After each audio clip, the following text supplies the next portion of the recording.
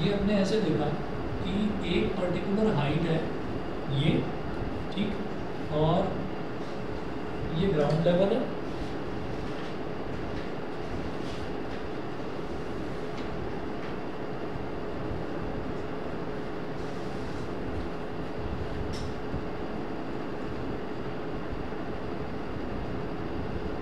ये हो गया ग्राउंड, और ये पर्टिकुलर हाइट है, इस हाइट को हमने बोल दिया h।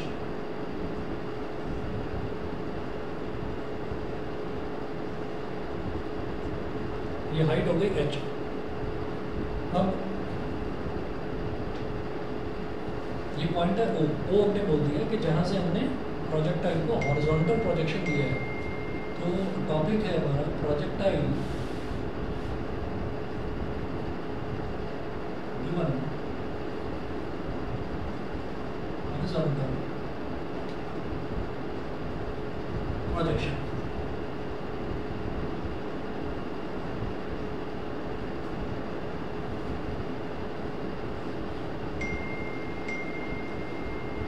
Projectile given horizontal projection. तो अब आप ये देखिएगा कि ये जो O पॉइंट है ना, ये O पॉइंट है, यहाँ से हमने एक प्रोजेक्टाइल को, चाहे वो पत्थर है चाहे वो बॉल है, उसको हमने हॉरिजॉन्टल प्रोजेक्शन दे दिया U, ठीक है। तो बिल्कुल स्ट्रेट हॉरिजॉन्टल प्रोजेक्शन क्या होता है, या तो धनुष बाण में होगा, ठीक है, या फिर गोली, ठीक है, जो बुलेट फायर करते हैं।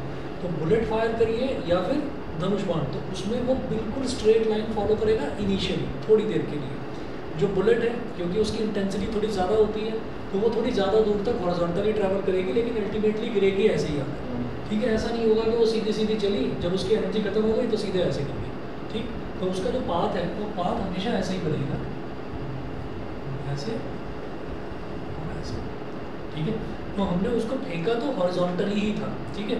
तो एक चीज़ होती है किसी भी चीज़ को लेकर और इस तरीके से फेंक देना, हॉरिजॉन्टली फेंक देना, और एक चीज़ ऐसी होती है कि किसी चीज़ को ऐसे लेकर और ऐसे फेंक देना, जैसे जेवलिन थ्रो में भाला फेंकते हैं, ठीक है। तो ये दो तरीके हो गए। तो पहला हम देख रहे हैं प्रोजेक्टाइल गिवन हॉरिजॉन्टल प्रोजेक्शन, तो हॉरिजॉन्टली उसको प्रोजेक्ट करा जा रहा है, हॉरिजॉन्टली उसको फेंका जा रहा है।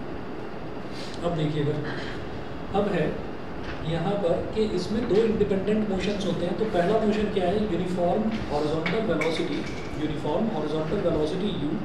सेकंड है vertically downward accelerated motion with constant acceleration, ठीक है, वर्टिकली डाउनवर्ड एक्सेलरेटेड मोशन। तो वर्टिकल जो मोशन होगा वो हमेशा एक्सेलरेटेड मोशन होगा, और जो हॉरिजॉन्टल मोशन होगा, हॉरिजॉन्टल मोशन में यूनिफॉर्म वेलोसिटी होगी, यानी कि वहाँ एक्सेलरेशन नहीं होगा। अब देखिएगा, हमने ये कहा कि ये जो बॉडी है, जो भी बॉडी है जिसको हमने फेंका, वो बॉडी थोड़े टाइम बाद इस पॉइंट पर आ गई, इस पॉइंट पर, ठीक है। O is for origin, जहाँ से हमने मोशन स्टार्ट करवाया, that O is for origin। उसके बाद मैंने बोला कि ये जो है हॉरिजॉन्टल लाइन के अलावा मैंने जो बॉडी को प्रोजेक्ट करा था उसको हमने एक्स एक्सिस बोल दिया। उसके बाद यहाँ से और ये वाला पॉइंट, ये हो गया वाई डिस्टेंस, वाई डिस्टेंस।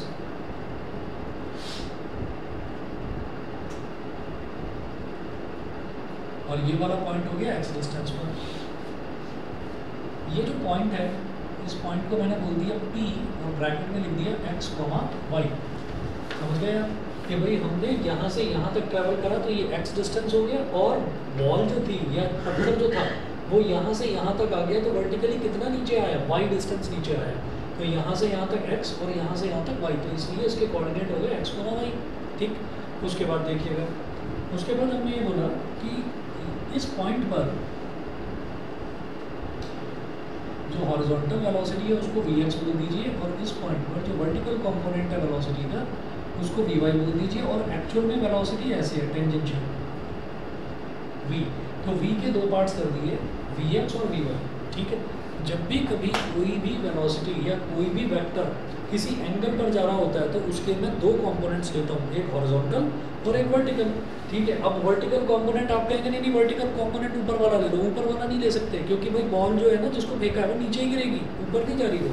तो इसलिए वाई कौन सा लेंगे हम, नीचे वाला वाई लेंगे।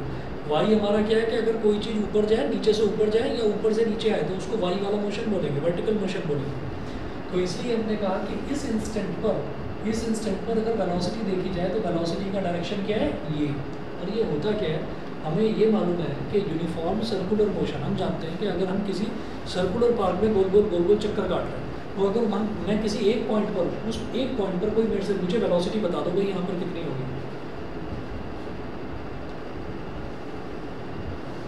तो यहाँ पर है किसी ने कहा कि इस पॉइंट पर बताओ वेलोसिटी, तो इस पॉइंट पर आपने टेंजेंट ड्रॉ कर दिया, आपने कहा वेलोसिटी ये होगी, ठीक है। कोई कहेगा नहीं इस पॉइंट पर बताओ, तो आप कहेंगे कि इस पॉइंट पर वेलोसिटी ये होगी। तो वेलोसिटी हर इंस्टेंट पर अपना डायरेक्शन चेंज कर रही है। तो इस पॉइंट पर अगर वेलोसिटी पूछा जाए तो वो v होगी। हमसे ये कहा गया कि इस पॉइंट पर, तो इस पॉइंट पर आपने क्या कर्व है ना, तो कर्व पर आपने टेंजेंट ड्रॉ कर लिया, तो वेलोसिटी v ये हो गई। अब इसके दो कंपोनेंट्स हो गए, vx हॉरिजॉन्टल और vy वर्टिकल। तो सर जैसे कि अगर हमें वेलोसिटी निकालनी है, इंस्टेंटेनियस वेलोसिटी, और हमें एंगल वगैरह नहीं दिया, तो हम tan थीटा से निकाल सकते हैं। हम tan थीटा से पहले डायरेक्शन निकालेंगे और उसके बाद हम उसको अलग अलग लिख सकते हैं कि उसका हॉरिजॉन्टल कंपोनेंट ये, वर्टिकल ये, ठीक है। मैं अभी बताता हूँ, पहले इसका डेरिवेशन देखते हैं फिर समझ में आएगा। इसमें कुछ चीज़ें पूछी जाती हैं, जैसे हमने ये कहा कि हमने ये मान लिया कि जो भी बॉल है, मान लीजिए मैंने बॉल को यहाँ से फेंका और बॉल यहाँ पर आ गई, ठीक है, और कितनी देर में आ गई, टाइम t लगा उसको, t टाइम में वो बॉल जो है वो यहाँ तक पहुँची।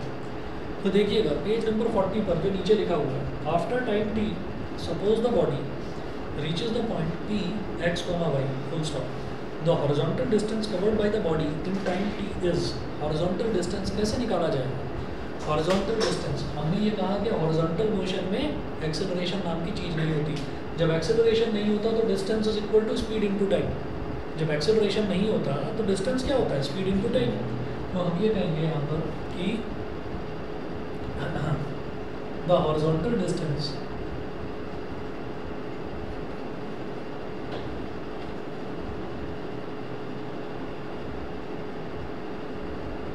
जब हॉरिजॉन्टल डिस्टेंस हमको निकालना होगा तो वो कैसे निकलेगा? x। तो हॉरिजॉन्टल वेलोसिटी क्या थी? u थी, और कितना टाइम लगा उसको? t time. तो x is equal to this speed into time, तो ut, x is equal to ut। यहाँ से टाइम निकाल लीजिए, तो टाइम की वैल्यू क्या आ गई? x upon u। ये हो गया हमारा इक्वेशन नंबर 1। नेक्स्ट पेज पर आ जाइए, पेज नंबर 41। अब है the vertical distance travelled by the body in time t is given by. अब टाइम t में जो वर्टिकल डिस्टेंस कवर कर रही है बॉडी, वो कैसे निकाला जाएगा वो देखते हैं।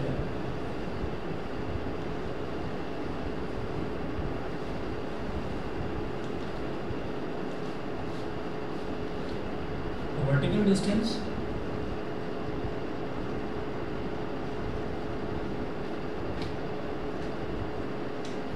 Covered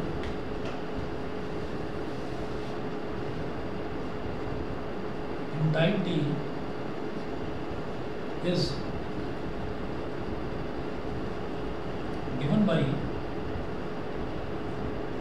s is equal to ut plus half at square। अब दिमाग में आता है, अच्छा तो हॉरिजॉन्टल डिस्टेंस निकालना था तो स्पीड इनटू टाइम कर दिया। यहाँ ये इक्वेशन ऑफ मोशन क्यों लगा रहे हैं? क्योंकि वर्टिकल में एक्सेलरेटेड मोशन हमको लेकर चलना है। यही असम्पशन था कि हॉरिजॉन्टल में एक्सेलरेशन नहीं लेना, ठीक है, यूनिफॉर्म मोशन लेना है, और वर्टिकल में एक्सेलरेटेड मोशन लेकर चलना है। हम यही भी लिया, क्या चीज़? हाँ, वो हम दे सकते थे, लेकिन उसमें हमारे पास क्या था ना कि हमारे पास उसमें फाइनल वेलोसिटी कितनी है उसकी वैल्यू नहीं है हमारे पास। तो हम ये जानना चाहते हैं कि यहाँ से और यहाँ तक ये y डिस्टेंस कितना होगा। भाई हॉरिजॉन्टल डिस्टेंस टाइम t में बॉल को मैंने यहाँ से फेंका, वो टाइम t में बॉल ऐसे चलते चलते यहाँ पहुँच गई, ठीक है। तो हॉरिजॉन्टल डिस्टेंस तो मुझे पता चल गया x is equal to u dt। अब मैं वर्टिकल डिस्टेंस निकालना चाहता हूँ, तो मेरे पास टाइम है, निकाल दिया ना, t is equal to x upon u। दोबारा बोलो। एसएनएच में सिर्फ ये होता है कि सिर्फ आप टीएथ सेकंड में आपने कितना ट्रैवल करा है।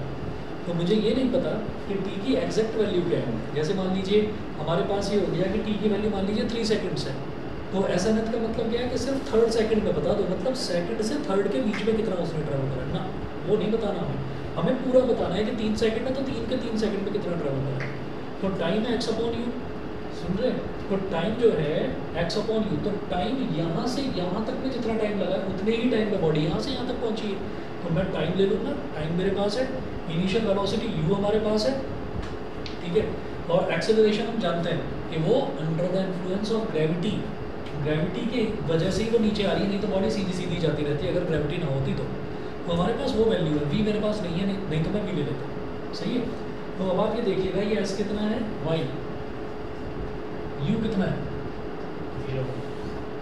0, ये समझते हैं? ठीक है, क्योंकि बॉडी को हमने सिर्फ हॉरिजॉन्टल वेलोसिटी दी थी, हमने वर्टिकल तो वेलोसिटी कुछ दी ही नहीं। तो वर्टिकली उसकी वेलोसिटी क्या थी इस पॉइंट पर, 0। ठीक है, तो इसलिए u कितना हो गया, 0, और t कुछ भी हो 0 × t तो 0 ही हो जाएगा, प्लस हाफ a की वैल्यू क्या है, g, acceleration due to gravity. ठीक है, और ये जो t है, ये t कितना है, x/u, तो x/u का स्क्वायर, x/u का स्क्वायर, तो g माइनस नहीं लेंगे। जब भी कभी डाउनवर्ड मोशन होता है तो g को पॉजिटिव लेते हैं और अपवर्ड मोशन में g को नेगेटिव याद करें, ठीक है ना। तो इसलिए g को पॉजिटिव लिया, तो ये क्या हो गया, हाफ g x²/u²। ये y की वैल्यू आ गई, तो इसको क्या बोलेंगे हम, y =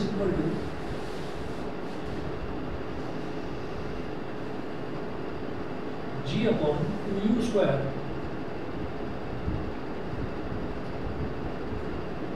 g/2u² इंटू x², ये वैल्यू हो गई y की। ठीक, और इसको आप कह दीजिए, और y = kx², y = kx² है, k कोई भी कांस्टेंट, क्योंकि आप ये देखिए कि g भी चेंज नहीं होने वाला, 2 तो कांस्टेंट है ही, और इनिशियल वेलोसिटी वो भी हमको पता है कि हमने कितनी वेलोसिटी से फेंका है, वो भी चेंज नहीं होने वाली, तो वो भी कांस्टेंट है। तो ये सारी चीज़ें कांस्टेंट्स हैं, वेयर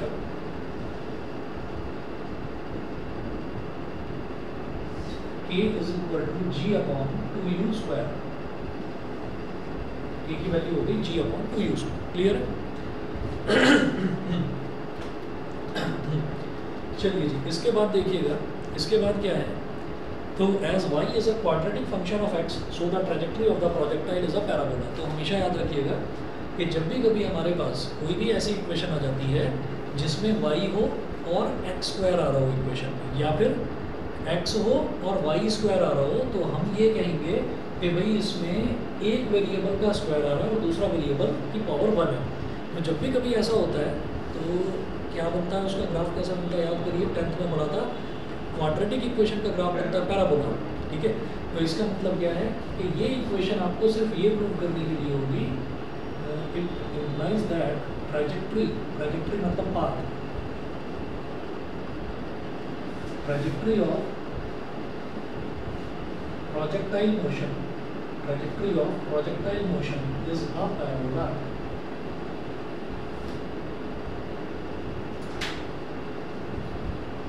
सर फिर y के दो आंसर आएंगे ना, एक हॉरिजॉन्टल और एक वर्टिकल।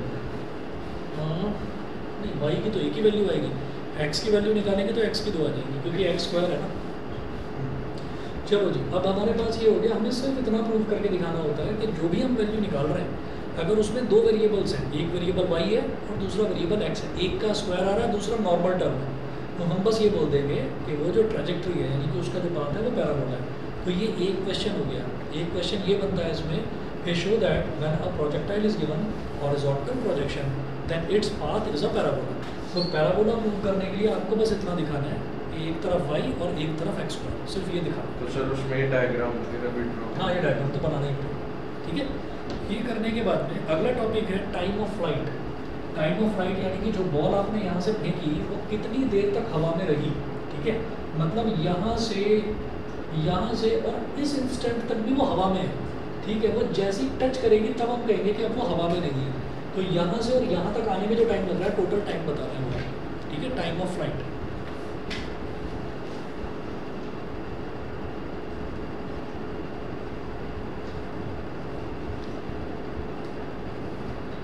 हाँ जी, टाइम ऑफ फ्लाइट। तो टाइम ऑफ फ्लाइट देखिएगा, टाइम ऑफ फ्लाइट में है it is the total time for which the projectile remains in its flight. It is the total time for which the projectile remains in its flight. तो total time है ये, जितने time के लिए projectile flight में रहता है, यानी कि हवा में रहता है। It is the total time for which the projectile remain in its flight from O to A। Let capital T be its time of flight. तो हमने माना कि कैपिटल T इसका जो है टाइम ऑफ फ्लाइट है। सर सर जैसे कि जो इसमें इन्होंने ये इक्वेशन यूज़ करी है, तो ये तो उसकी होती है एक्सेलरेशन की, तो सर लेकिन ये हॉरिजॉन्टल के साथ साथ वर्टिकल में तो जा रहा है। सिर्फ वर्टिकल में ही ये यूज़ करना है। हॉरिजॉन्टल में हम कहें, हॉरिजॉन्टल में हम ये अजम्पशन ही लेकर चल रहे हैं शुरुआत में कि हॉरिजॉन्टल में यूनिफॉर्म वेलोसिटी है, हॉरिजॉन्टल में एक्सेलरेशन है ही नहीं, जीरो। तो इसलिए हॉरिजॉन्टल में मैंने सीधा सीधा नहीं लगाया, तो सर इसमें मैंने सिर्फ वर्टिकल में लगाया है। इसमें हॉरिजॉन्टल वाली यूज़ नहीं हो सकती। उसी को कहते हैं हम प्रिंसिपल ऑफ फिजिकल इंडिपेंडेंस। ये हॉरिजॉन्टल बिल्कुल अलग है, हॉरिजॉन्टल का वर्टिकल से कोई लेना देना नहीं, वर्टिकल का हॉरिजॉन्टल से कोई लेना देना नहीं। तो ये प्रिंसिपल ऑफ फिजिकल इंडिपेंडेंस इसी अजम्पशन पर चलता है, हॉरिजॉन्टल अलग कैलकुलेट करो, वर्टिकल अलग करो।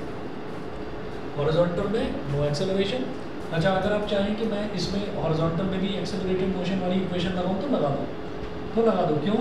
क्योंकि उसमें क्या होगा, उसमें भी तो यही होगा, x is equal to u t plus half a t square. अब क्योंकि एक्सेलरेशन नहीं है तो ए टी स्क्वायर तो ए जीरो हो जाएगा, तो हाफ ए टी स्क्वायर तो वैसे ही खत्म होगा, आंसर सेम है ना, आंसर सेम। ठीक है, तो या तो यही इक्वेशन उसमें भी लगा दो और एक्सेलरेशन पर जीरो रख दो, और नहीं तो ये लगा दो, distance into time, distance is equal to speed into time. सही है। अब टाइम ऑफ फ्लाइट निकालना है, तो टाइम ऑफ फ्लाइट में हमने ये कहा कि ये वाला पॉइंट O है और ये वाला पॉइंट हमारे लिए A है, तो O से A तक बॉडी को आने में जितना टाइम लगता है that is called time of flight.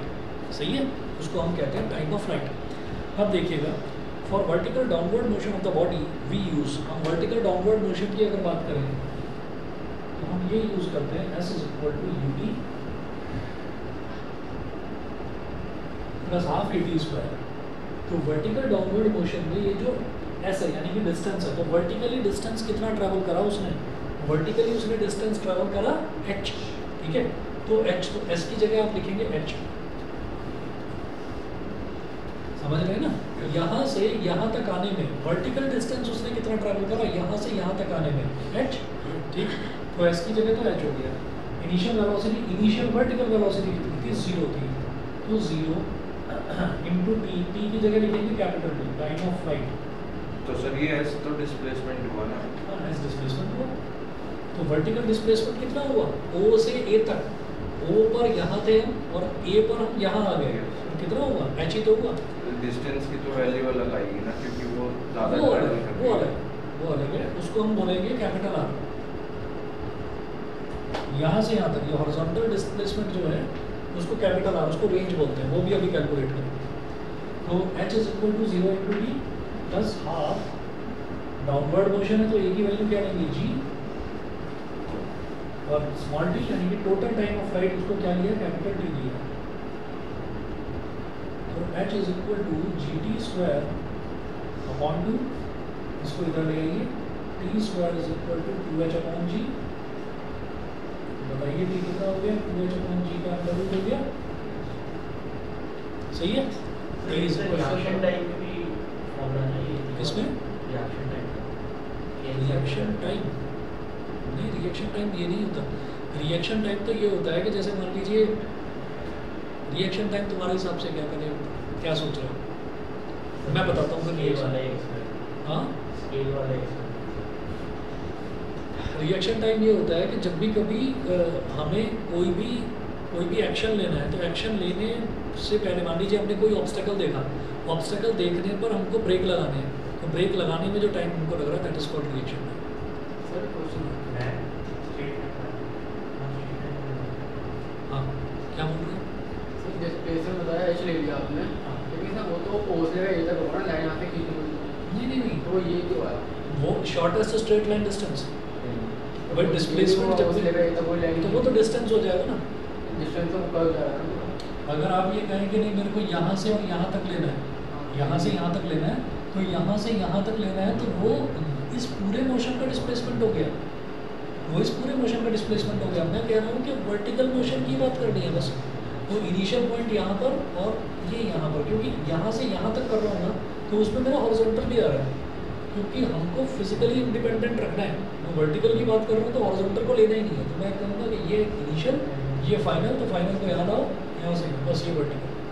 ठीक है, तो T is equal to under 2h upon G आ गया। तो ये बताइए जी, क्लियर है टाइम ऑफ फ्लाइट कैलकुलेट करने के लिए। ठीक है, तो पहला क्वेश्चन आपका ये प्रिपेयर हुआ कि कोई भी प्रोजेक्टाइल मोशन है, उस प्रोजेक्टाइल मोशन में आपसे ये पूछा जाएगा कि आप ये प्रूव करिएगा कि उसकी ट्रैजेक्टरी इज अ पैराबोला, तो उसके लिए आपको y इक्वल टू के एक्स स्क्वायर प्रूव करके दिखाना है। उसी क्वेश्चन का दूसरा पार्ट ये होगा कि आप टाइम ऑफ फ्लाइट बताइए। इसी क्वेश्चन का तीसरा पार्ट होगा कि आप रेंज बताइए कि गोली मारी तो गोली कितनी दूर तक गई, उसकी रेंज बताइए। तो इसका मतलब रेंज मतलब उसका हॉरिजॉन्टल डिस्टेंस यानी कि कैपिटल R बताना है। जो टाइम है, हाँ, एक तो क्वेश्चन ये हो गया कि prove that the trajectory of a projectile is a parabola, तो उसका तो ये हो गया, यहाँ तक करना है। दूसरा ये है कि आप टाइम ऑफ फ्लाइट कैलकुलेट करिए, तो उसका क्वेश्चन उसका सिर्फ इतना सा हो गया, तो वो सब पार्ट आएगा उसमें। जैसे होता है ना किसी क्वेश्चन का first part, second part, third part. Third part देखिएगा रेंज, तो रेंज में मैं ये जानता हूँ तो सर अगर हमें पैराबोला प्रूफ करना है तो हमें बस यहाँ वो डिस्प्लेसमेंट या डिस्टेंस जो भी है वो कैलकुलेट करना है। बस अगर उसके अंदर ये क्वाड्रेटिक बन गई तो फिर वो है, बस वरना नहीं। क्वाड्रेटिक बनेगी। ठीक है, रेंज के लिए सर एक तो उसकी हॉरिजॉन्टल वेलोसिटी आएगी। हाँ जी बिल्कुल सही है, उसका फिर जो हम लोगों ने टाइम ऑफ फ्लाइट निकाला है। बिल्कुल सही। भाई रेंज कैसे निकल रही है? रेंज का मतलब क्या है? Horizontal distance. हॉरिजॉन्टल डिस्टेंस आपको निकालना है। हॉरिजॉन्टल में हमने पहले ही कह दिया कि हॉरिजॉन्टल मोशन में क्या है, हॉरिजॉन्टल मोशन में एक्सेलरेशन लेना ही नहीं है, तो उसमें क्या करना है, स्पीड इनटू टाइम कर देना है बस। ठीक है, तो यहाँ पर लिखें आप, नेक्स्ट पेज पर देखिएगा, पेज नंबर 42 पर, पेज नंबर 42 पर है हॉरिजॉन्टल रेंज। हॉरिजॉन्टल रेंज में है it is the horizontal distance covered by the projectile during its time of flight, it is equal to OA। OA मतलब ये यहाँ से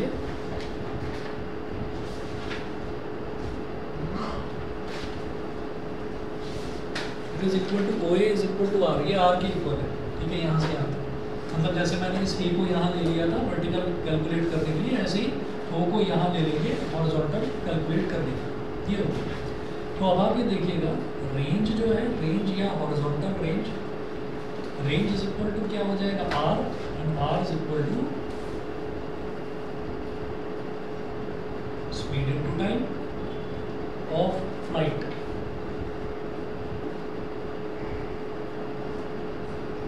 ठीक है, R is equal to horizontal speed हमने कितनी दी थी उसको, U multiplied by time of flight कितना है, कैपिटल T।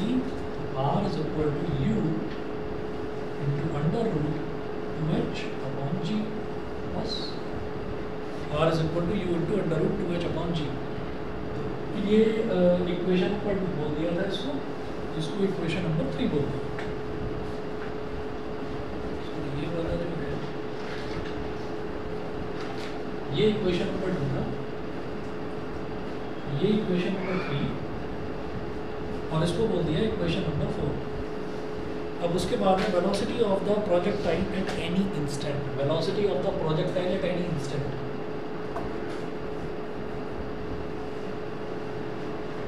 अब मैं इस प्रोजेक्टाइल की वेलोसिटी निकालूंगा किसी भी इंस्टेंट पर, तो यानी कि इस इंस्टेंट पर निकालेंगे। ठीक है, चलिए जी बस 1 मिनट वेट करिए, अभी आया मैं।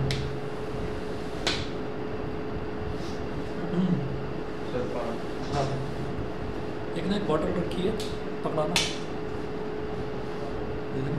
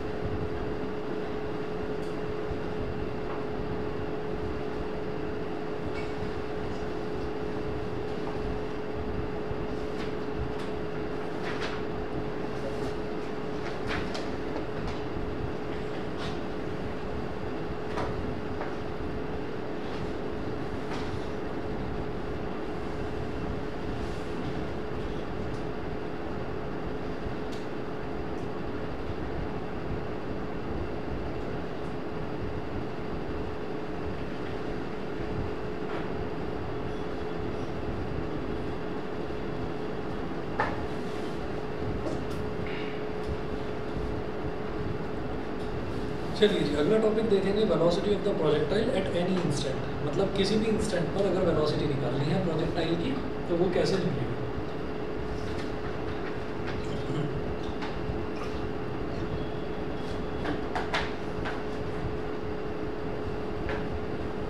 इधर कर देते हैं।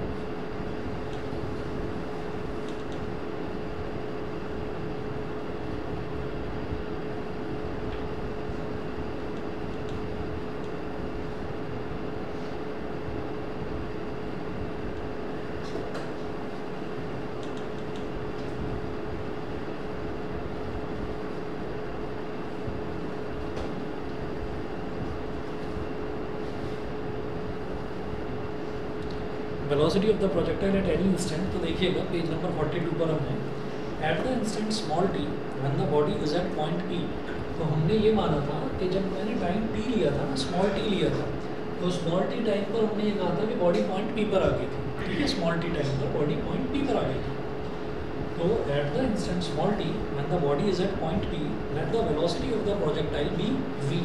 तो हमने प्रोजेक्टाइल की वेलोसिटी को क्या मान लिया, स्मॉल वी मान लिया।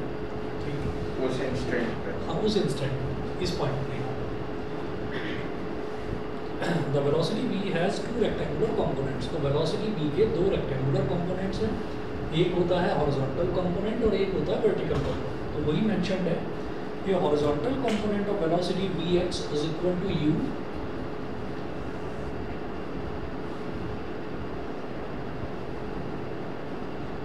horizontal component of velocity vx is equal to u, vertical component of velocity vy is equal to 0 plus gt। ये समझ गए? 0 plus gt क्यों है? 0 plus gt का मतलब क्या है, जैसे हम v निकालते हैं, वेलोसिटी निकालते हैं, तो वो क्या होता है, क्योंकि जो वर्टिकल कंपोनेंट हम निकाल रहे हैं तो उसमें एक्सेलरेटेड मोशन है, तो उसमें क्या करते हैं u plus at, v is equal to u plus at होता है। तो u क्या हो गया, इनिशियल वेलोसिटी कितनी हो गई 0, 0 प्लस a कितना है g, तो 0 plus g into T, a into T, तो gt हो गया। तो ये सीधा सीधा आप लिखेंगे vy इज इक्वल टू हो गया gt, vx is equal to u and vy is equal to gt। ये हो गया, क्लियर है। vy वर्टिकल कंपोनेंट और vx जो है वो हॉरिजॉन्टल कंपोनेंट इस पॉइंट पर, इस पॉइंट पर, ठीक। उसके बाद the resultant velocity at point P is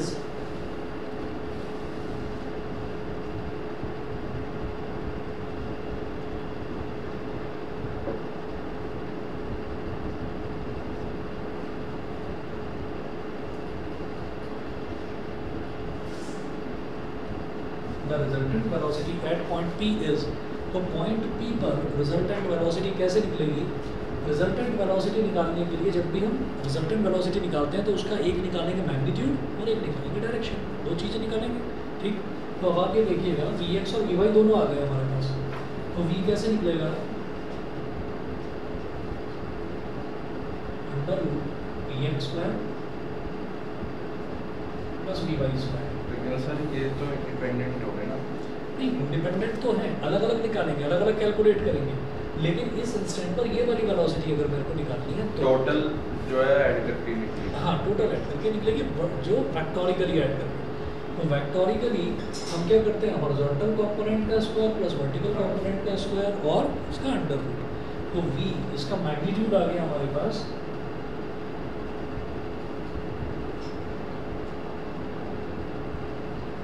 u square plus u square plus G square T square. तो v की वैल्यू आ गई u square plus G square T square under root. उसके बाद क्या है कि if velocity v makes an angle beta with the horizontal, तो हम हमेशा जब भी कभी मानते हैं ना कि हमें डायरेक्शन निकालना है रिजल्टेंट का, जो भी रिजल्टेंट है, रिजल्टेंट वेलोसिटी v है, तो इसका जो हम डायरेक्शन मानते हैं वो एंगल हमेशा वर्टिकल हॉरिजॉन्टल के साथ मानते हैं।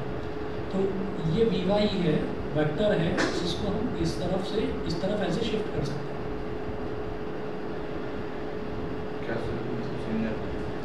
वेक्टर को हम पैरेलली कितना भी शिफ्ट कर सकते हैं, vy है, vy को यहाँ ले आए, तो vx तो ये हो गया और vy ये हो गया। तो एंगल डायरेक्शन निकालने के लिए हमेशा tan बीटा निकाला जाता है, तो tan beta will be equal to perpendicular upon base. तो tan beta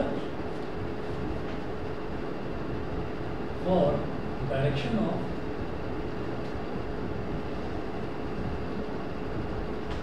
velocity at point P or direction of velocity at point P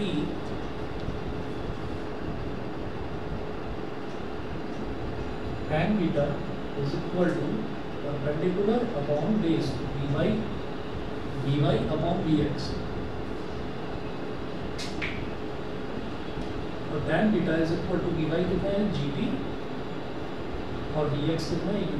तो tan beta is equal to gt upon u. तो beta is equal to tan inverse gt upon u.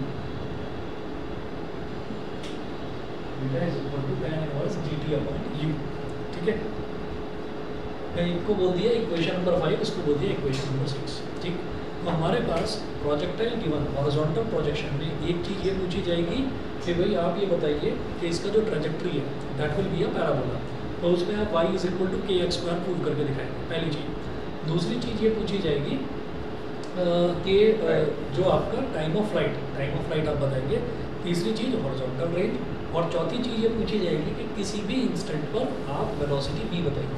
तो जब किसी भी instant पर velocity आपको बतानी है तो आप उसका मैग्नीट्यूड बताएंगे और ये डायरेक्शन बताएंगे. ठीक है, तो ये 4 इसमें क्वेश्चंस बनते हैं प्रोजेक्टाइल गिवन हॉरिजॉन्टल प्रोजेक्शन.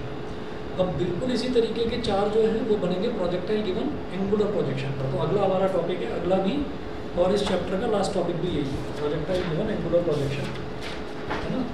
ये उसके बाद 2-3 इसके कुछ क्वेश्चन हैं. हाँ, बस इतना ही, ज़्यादा नहीं है इस चैप्टर में. Projectile given angular projection. अच्छा, ये चीज़ ध्यान रखिएगा, मैंने आपको बताया था मैं मोशन इन अ प्लेन का टेस्ट पहले लूँगा और motion in a straight line वो अभी मैंने रिवाइज करवाना शुरू करवाया था.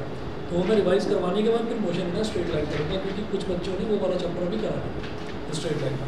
ठीक है, तो मोशन इन अ प्लेन का टेस्ट पहले लूँगा. और कल मैथ्स वाले बच्चों को पता ही होगा कि कल ट्रिग्नोमेट्री का टेस्ट है.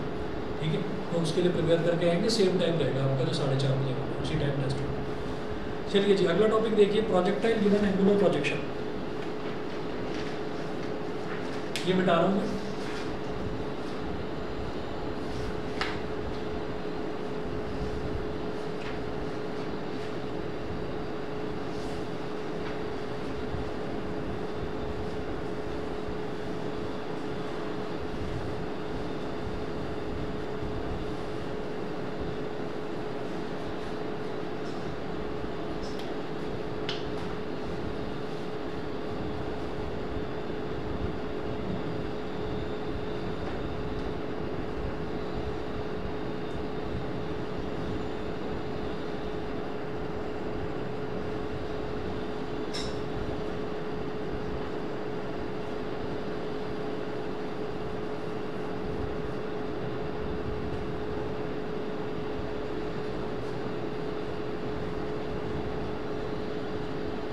Projectile given angular projection.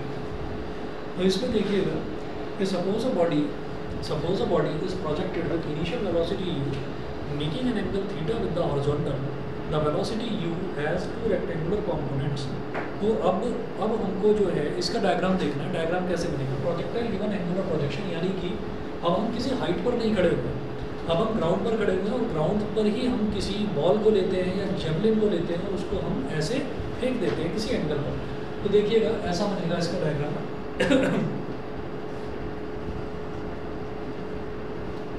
ये y एक्सिस, ये y एक्सिस और ये x एक्सिस, y एक्सिस और x एक्सिस. अब देखिएगा इसमें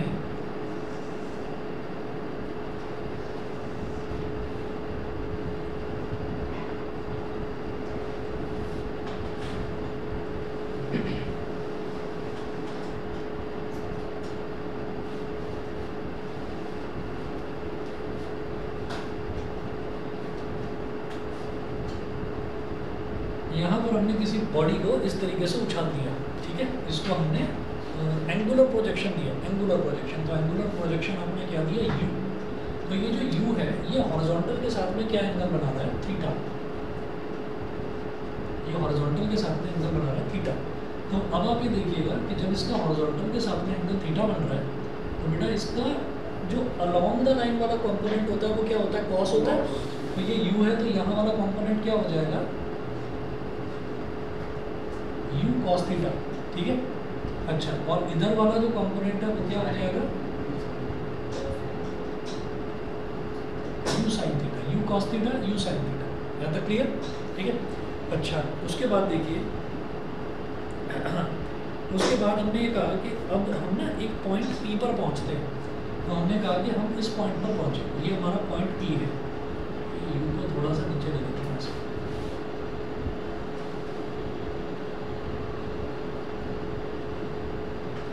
ठीक है। अब हम इस पॉइंट पर पहुँचते हैं, ये वाला पॉइंट हमने पॉइंट P मान लिया, तो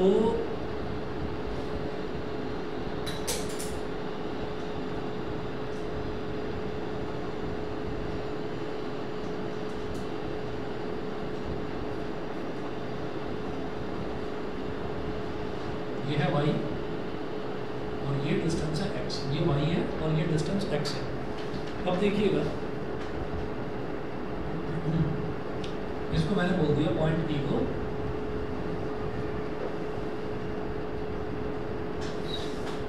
P x, y बोल दिया, ठीक है। अब इधर हो गया, इस पॉइंट पर हमने इसकी जो वेलोसिटी निकाली वो हो गई v, ठीक है। इस इंस्टेंट पर तो वेलोसिटी निकाली v, तो उसके दो कंपोनेंट्स हो जाएंगे, एक vx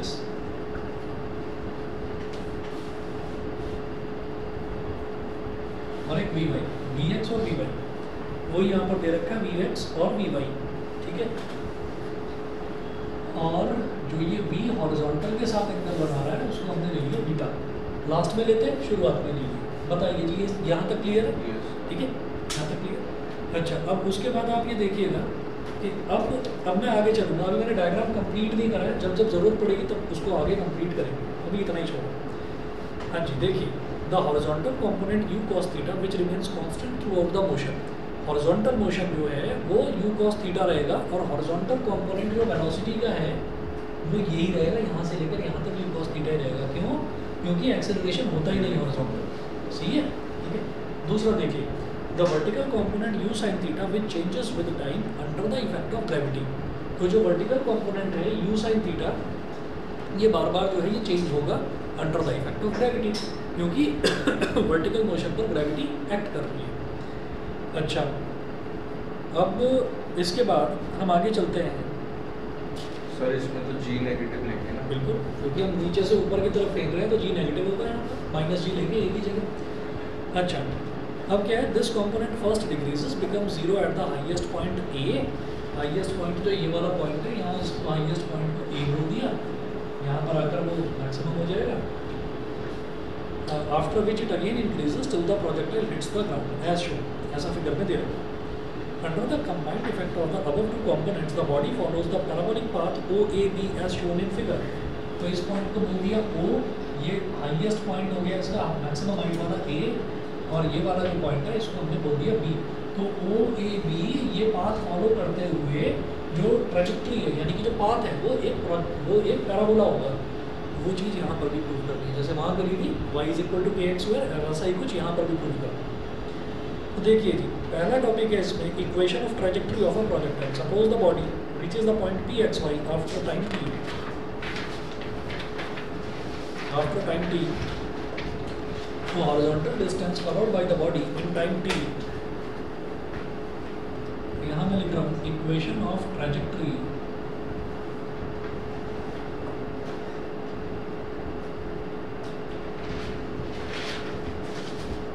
equation of trajectory is a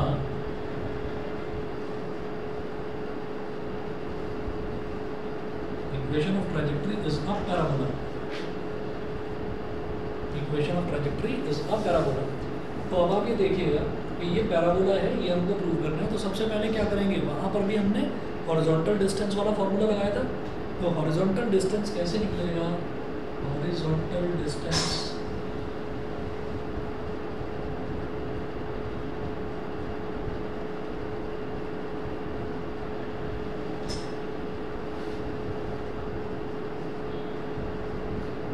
equal to horizontal velocity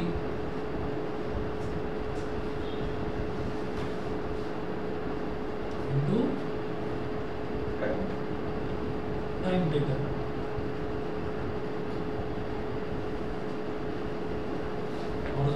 velocity into time taken. हाँ जी, हॉरिजॉन्टल डिस्टेंस कितना है x। हॉरिजॉन्टल डिस्टेंस हमने कहा यहाँ से लेकर यहाँ तक टाइम t की बात कर रहे हैं, तो ये वाला डिस्टेंस x। हॉरिजॉन्टल वेलोसिटी कितनी है u cos थीटा, u नहीं होगी इस बार, u cos थीटा, ये हॉरिजॉन्टल कंपोनेंट, क्योंकि इस बार मैं हॉरिजॉन्टल वेलोसिटी एक एंगल पर दे रहा हूँ, एंगल पर, तो ये वाली लेंगे horizontal velocity u cos theta into time taken. क्या हो गया, यहाँ से और यहाँ तक पहुँचने का टाइम टेकन स्मॉल t, तो स्मॉल t की वैल्यू जो पहले केस में आई थी x अपॉन u, यहाँ क्या आएगी x upon u cos theta. इसको बोल दिया इक्वेशन नंबर 1। ठीक, फिर वही काम करेंगे। अब वर्टिकल मोशन में क्या लगाएंगे, वो इक्वेशन ऑफ मोशन।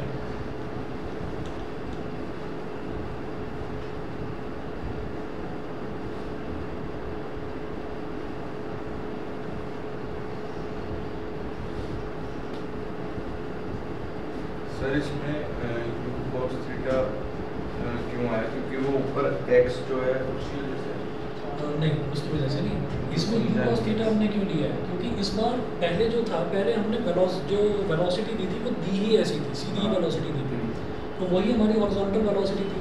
इस बार हम वेलोसिटी एक एंगल पर दे रहे हैं, इस तरीके से दे रहे हैं, तो उसके दो कंपोनेंट्स डिवाइड करेंगे, दो कंपोनेंट्स में उसको स्प्लिट कर लेंगे, एक हॉरिजॉन्टल और एक वर्टिकल।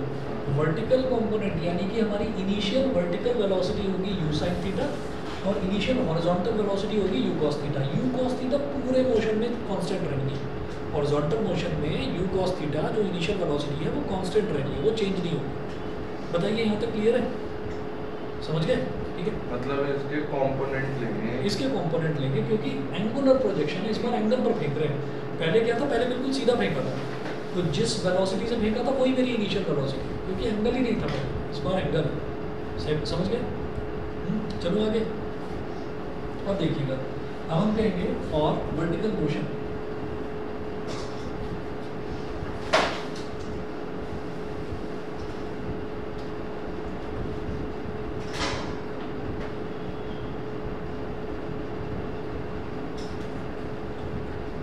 और वर्टिकल मोशन, वर्टिकल मोशन के लिए क्या होगा, u is equal to u sin theta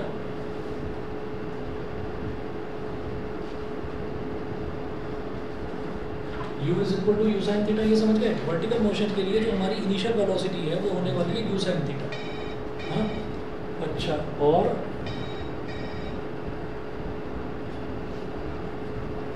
acceleration कितना होने वाला है बता दो भाई? माइनस जी, क्योंकि इस बार हम बॉडी को नीचे से ऊपर फेंक रहे हैं, तो जब बॉडी नीचे से ऊपर की तरफ जाती है तो एक्सेलरेशन क्या होता है, नेगेटिव जी, माइनस। हाँ, ना जिस जो हम इनिशियली जिस तरीके से फेंकते हैं ना, वो इसके बाद तो फिर वापस नीचे आएगी, इसके बाद तो नीचे आएगी, तो मान लिया कि वहाँ पर जी होगा, लेकिन हम एक फंडा लेकर चलते हैं कि जो हमने इनिशियली फेंका है, जिस तरह तो इनिशियली हमने नीचे से ऊपर की तरफ फेंका है, तो इसका मतलब क्या होगा कि हम a को माइनस जी लेकर चलेंगे थ्रू आउट द मोशन। सही है? और पूरे मोशन की जब बात करेंगे तो डिस्प्लेसमेंट, वर्टिकल डिस्प्लेसमेंट, वो आप समझ ही गए जीरो होगा, क्योंकि हमने जिस हाइट से फेंका था, यहाँ से फेंका था और वो ऊपर गया, ऊपर जाकर फिर यहीं आ गया, तो वर्टिकली आपका डिस्प्लेसमेंट कुछ हुआ ही नहीं। ठीक है, जीरो रहा, वो मैं बाद में आऊँगा उसमें, पहले ये बता दीजिए, ये क्लियर है ना? इनिशियली हमने जिस चीज़ से प्रोजेक्ट करा है, हम एक्सेलरेशन उसी हिसाब से लेते हैं। तो a को माइनस जी ले लिया, u हो गया u sin थीटा, तो s is equal to ut plus half at square. s कितना है, यहाँ से और यहाँ तक पहुँचने के लिए कितना है, y। ठीक है, इस पॉइंट तक की बात कर रहा हूँ, अभी पूरे मोशन की बात कर रहा हूँ, तो s कितना हो गया, y। इनिशियल वेलोसिटी u कितना हो गया, u sin थीटा, ठीक है, और t कितना हो गया, x upon u cos theta, x upon u cos theta plus half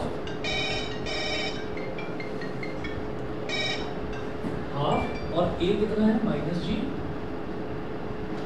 और t कितना है, x upon u cos theta. इसका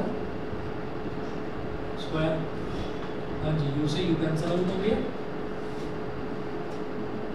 y is equal to x tan theta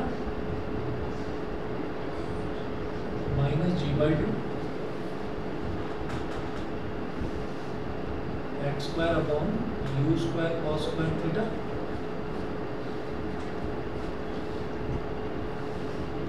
ये हो गया। तो इसको ऐसे करिए y is equal to tan theta into x minus g upon 2u square cos square theta into x square ठीक है। अब इसको बोल दीजिए y is equal to px minus qx square ठीक है। ये भी तो क्वाड्रेटिक इक्वेशन है, कोई एक्स स्क्वायर आ रहा है उसके अलावा एक्स वाली टर्म भी आ रही है, कोई बात नहीं, क्वाड्रेटिक इक्वेशन में आती है एक्स स्क्वायर वाली टर्म भी आती है, एक्स वाली टर्म भी आती है ठीक है। तो फिर हम ये बोलेंगे कि जो ट्रैजेक्टरी है वो पैराबोला हो गई। तो यहाँ पर हमने ये मान लिया कि जो p है ये p किसके बराबर है, tan थीटा के बराबर, और जो q है वो q किसके बराबर है, g upon 2u square cos square theta के बराबर। They are constant, thus y is a quadratic function of x, hence the trajectory of the projectile is a parabola। तो इस पूरे की जो ट्रैजेक्टरी है यानी कि जो पाथ है वो पैराबोला रहेगा, पैराबोलिक पाथ रहेगा ठीक है। इतना कर लीजिए बस, और थोड़ा सा रह गया कल कर देते हैं ठीक है जी। चलिए जी ओके। NCERT में से है, एक दो क्वेश्चन बाहर से भी दे सकते हैं ठीक है, एक दो क्वेश्चन बाहर से। हाँ सुबह ओके ओके ओके।